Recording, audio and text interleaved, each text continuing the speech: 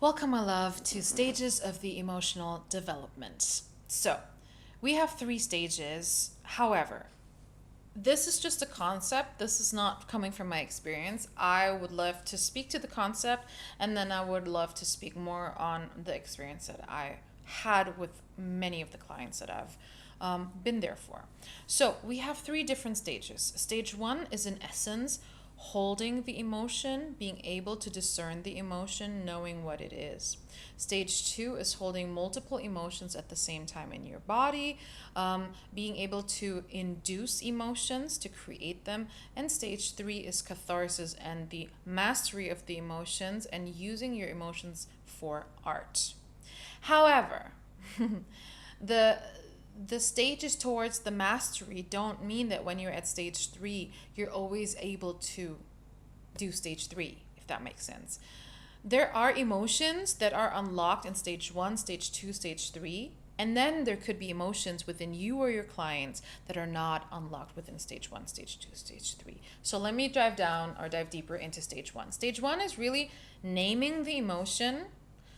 Oh, I feel sadness. Sadness is naming the location of it, like body noticing or felt sense. Oh, I feel that the emotion is in my chest. It's heavy. Huh. It makes me want to cry. It goes up to my eyes into tears. It makes me want to cry. That's the emotion. Now, there's a difference between feelings and emotions. Emotions is the big umbrella term with the story, and the feelings is the current feeling that you feel in your body. So I'm not going to go too deep into the difference between feelings and emotions because tomato, you know what I'm saying? So it doesn't matter as long as you can differentiate it for your clients. So there are lots of things that you don't really need to know or to learn. There will be a chapter later on emotional theory, so that is there, but it's not something that you currently need in order to be a great trauma healer facilitator. What you do need is mastery of your own emotions at every stage. That's what you need. You need at least level 2 for each emotion. So if your client, for instance, is not able to feel anger, there are people who are stuck in freeze, they are not able to feel anger, what are you going to do with them, right? You have to work with them in a different way. You can't be like, oh, feel anger. No, they can't. They literally can't produce the anger because it has been suppressed for so long. So what to do? That's what the somatic techniques are for, coming up. So you have, maybe anger is not safe, especially for women, anger is not safe.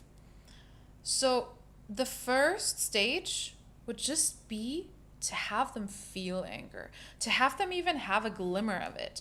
Sometimes anger can be induced, so there are two ways to induce emotions. Either you can feel it inside out, or you do the appropriate response. You scream, try to screaming from really the belly up, but we will have another segment on screaming and on toning and vocal toning. And then, or you stomp, you do the physical action that corresponds to the emotion of it in order to gain more access to the emotion on that level, on that respective level. And that's level 1. Level 2 means to actually be able to elicit that emotion. To elicit the emotion, meaning you can create it within your body even if you're not angry or sad. And level 3 means you can do things with these emotions. So you can use them in cathartic moments. You can push your way into extreme levels of anger, for instance, to have or facilitate change, facilitate art, facilitate catharsis. Now, my personal experience, again, is not that this is linear. This is not linear at all. Again, as I mentioned, some will have an easier way or easier capacity or easier access to sadness than anger.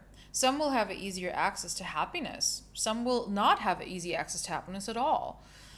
So all of the emotions need to be trained. And this is why when I do somatic practices, my somatic practices usually revolve around one emotion at a time. or a song or songs that will elicit these emotions. However, I can already suggest a technique to you that is so easy for you to do, you as a practitioner.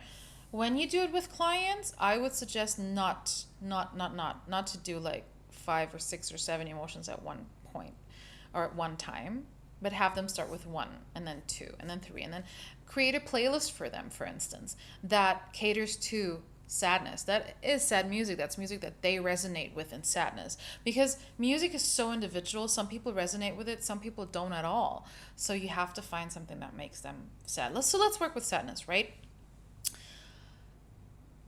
If you want to expand sadness, something you have to know what blocks sadness. This is, again, I'm going to very individual type work because you're going to be working one-to-one with a client.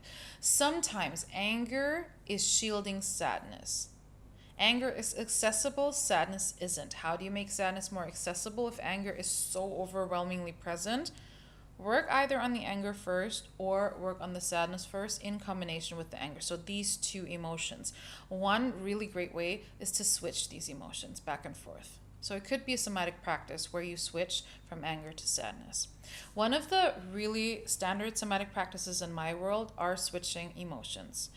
This I do 1 minute each emotion or 2 minutes each emotional expression. You don't have to have the emotion, you just have to express the emotion. Or you can go into feeling the emotion. So just literally sitting still and just feeling and becoming more flexible within. That could look like this. You'd have 1 minute or 2 minutes for each emotion, and you will really use all the emotions that you have. Specifically joy, okay? Don't forget joy.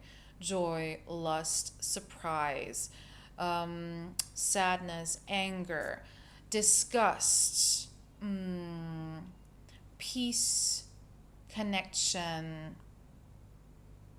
Did I already do disgust? Disgust. It can even be like very subtle emotions, like contentment. Oh, being content. I think contentment is something different. Being hateful, being loving. Okay, so you can use these. You can produce them inside, see how easy access you have to each of them for a minute, or you can express them. So how would joy express itself? Ah, smile and ah. Okay, do that kind of expression for a minute. Anger. Like, this is just an example. I'll give you more in-depth examples later on when it comes to the techniques itself. This is just an example, and then have them do this for an hour. I was gonna say an hour, a minute each, because a minute is a lot. And then they can choose if they'd want to do 4 minutes, so 4 emotions. This is 4, yeah. 4 emotions.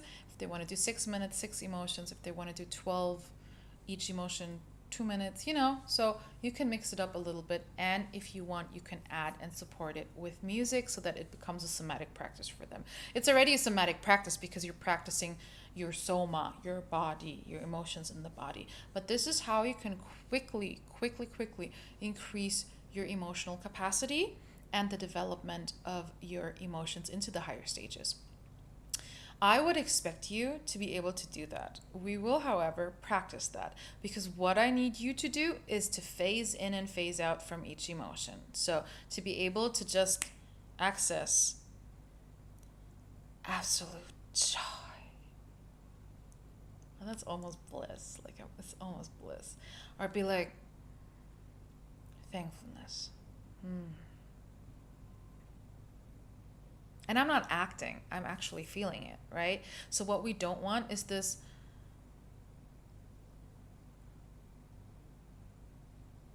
but then if you look into my eyes, there's nothing, there's no one there. I'm not home. This is a dissociative kind of acting that I have seen, unfortunately, other coaches do. And I hope that nothing in this experience is going to be performative or dissociative of any kind. All right. So I cannot wait to practice this with you. This is such a fun thing to do, and happy learning.